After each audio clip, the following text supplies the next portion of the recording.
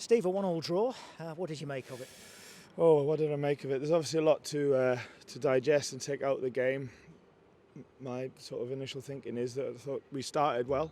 Thought we took the game to Burnley as we want to be doing here. Obviously changed formation and got some more width in high width in our game, and got in some good positions.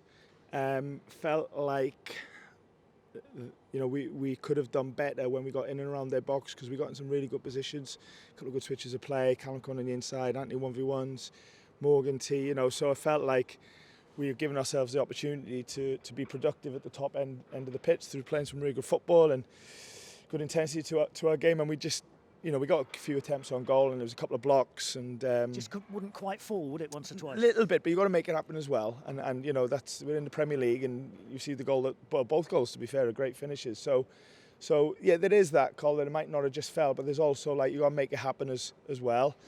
And then game set a little bit. I mean, we've not covered ourselves obviously in glory with the goal that we've conceded, and we can't make mistakes like that, and the one that got disallowed. And that needs obviously looking at. And then second half, again, I thought we started the second half well. I felt like there was a big chance coming. We were the team, maybe Burnley, sort of 1-0 up, maybe a little bit more protective.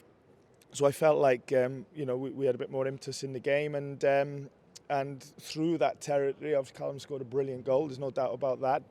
But it was in a moment of a game where we were constantly threatening their box. I thought then the game sort of with the VARs and substitutions, stoppages and things like that, I thought the game lost its rhythm. And both teams trying to win, no doubt about that. Game opened up, mistakes both ends, could have resulted in different things. They then looked to threat off their set pieces, which set pieces can be. We look like we might create some chances, and neither has happened really. So where am I at? We want to be winning games here, of course we do. New formation or change of formation, lots of new players. We know that it doesn't just fall into place from when we started last season, and then when we had to adapt after all the injuries in the middle of the season. We know just bringing players in, and obviously Serge was injured, Danilo was injured, Willie was sick. We made a couple of changes. Like I said, it's not just going to be brilliant, in terms of rhythm. We showed really good bits, and then we showed some bits where we did look like there was a little bit of disconnect, and that's okay. That's fine, because that's just how a team grows. Okay, if you don't win, don't lose, and that's we show good resilience to that to be the case, and we'll have to move on. Callum Hudson-Odoi, I know you were asked a lot about him in the press conference pre-match, weren't you, on Friday? Well, he's delivered on his debut. That's a heck of a goal. Yeah, and I thought he had some good moments as well. You see how he looks after the ball, and he can drag people in, and we need that in our game,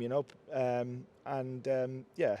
I mean, if you think about it, unless I'm wrong, we've had some goals like that scored against us in the Premier League, and we've not really scored one ourselves.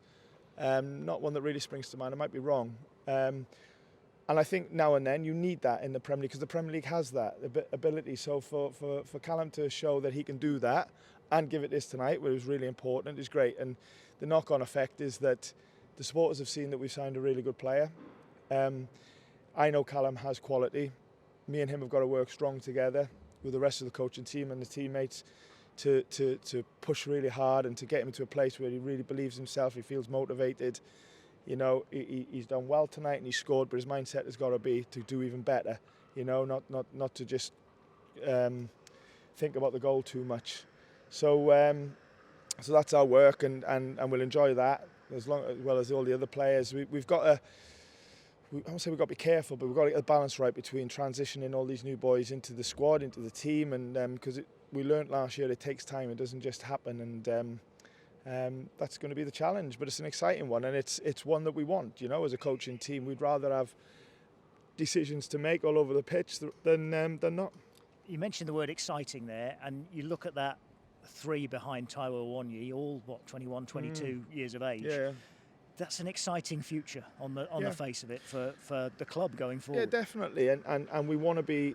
We've got to work short term, got to get ready for the next game, and every day is so important, and that's, as I said to you before, Colin, that's that's our job, and I will not look back past the next day.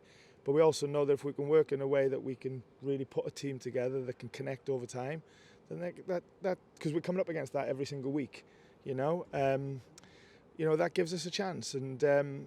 But step by step, like I said, loads to digest from the game today. Some good bits, but some bits where we know that wasn't quite right, and a lot of that might have been just to the newness of the shape and some players coming in. And like I said, that's okay. We're not going to look too deep into it, but know that by training our way every day and playing our way every day, that hopefully you'll see it, come out in the games over time. So it's going to be an exciting challenge, but like I said, day by day.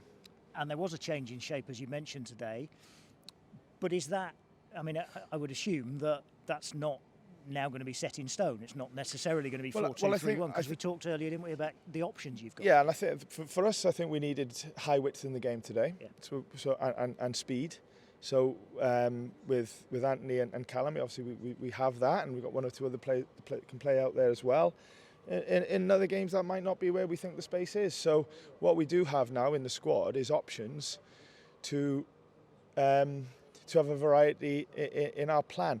There's certain things, whatever shape, whatever team is playing, that we want every single game. They're our principles of play, and they're the things that we demand every single day.